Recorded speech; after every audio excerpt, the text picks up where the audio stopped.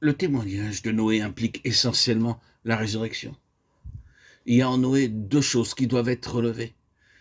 Il nous est dit qu'il était un homme juste et qu'il marchait avec Dieu. En tant qu'homme juste, il reprend ce qui a été vrai en Abel. Il a été rendu témoignage à Abel qu'il était juste. Et en ce qui concerne sa marche avec Dieu, Noé reprend ce qui a été vrai d'Enoch. Enoch marcha avec Dieu. Ces deux choses nous amènent immédiatement sur la base de la résurrection et nous montrent ce que représente Noé. Si, comme il est dit, il est un homme juste, d'où lui vient sa justice? Sur la seule base de la résurrection du Seigneur Jésus. Nous sommes justifiés par sa vie, c'est-à-dire sa vie de résurrection. La résurrection de Jésus est l'acte même de Dieu par lequel il atteste que tout péché et toute culpabilité ont été réglés et enlevés. Et c'est la base sur laquelle nous sommes justifiés. C'est par sa justice, et sa justice nous est donnée par Dieu. C'est la vie, marcher avec Dieu.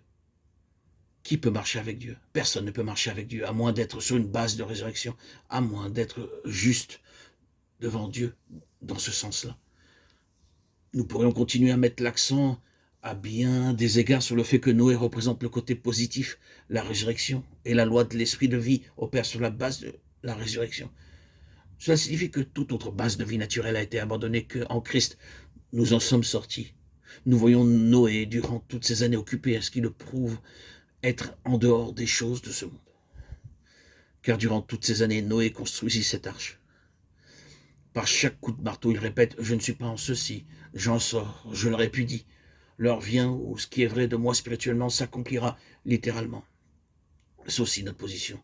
Nous aussi, nous sommes sortis spirituellement et nous attendons l'heure où ce qui est vrai de nous spirituellement deviendra littéralement vrai. Nous sortirons.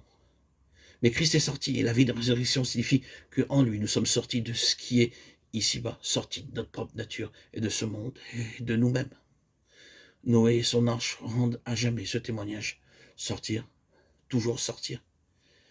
Et cependant, il nous faut beaucoup de patience pour être spirituellement dehors, tout en étant environné par tout cet état de choses tourmenté, ennuyé, pressé par la vie de la nature. C'est par votre patience que vous sauverez vos âmes. Luc 21, 19. Laissez-moi répéter encore que tout cela signifie être sur la base de la résurrection. C'est pourquoi nous avons cité Romains 6, 3, 8 au début de notre méditation. C'est par la mort que nous y arrivons. Relions Romains 6 à 1 Pierre 3, 21 à travers l'eau sauvée sur la base de la résurrection, devenue une même plante avec lui par une mort semblable. 8 âmes, 8 est le chiffre de la résurrection, ont été sauvées des eaux. Une figure du baptême qui maintenant nous sauve, l'engagement d'une bonne conscience envers Dieu par la résurrection de Jésus-Christ. Il est tout à fait possible à chacun de nous d'avoir une conscience parfaitement bonne. Quel état heureux et béni avons-nous une bonne conscience? Ou bien sommes-nous sous l'accusation, sous la condamnation? Sommes-nous inquiets, tourmentés à cause de la méchanceté de notre cœur? Cela signifie alors que nous n'avons pas donné à Dieu la réponse d'une bonne conscience. Pourquoi donc? C'est que nous attendons encore quelque chose de notre propre nature, de nous-mêmes. Nous ferions mieux d'y renoncer puisque c'est le seul chemin pour en sortir. Répudions notre moi.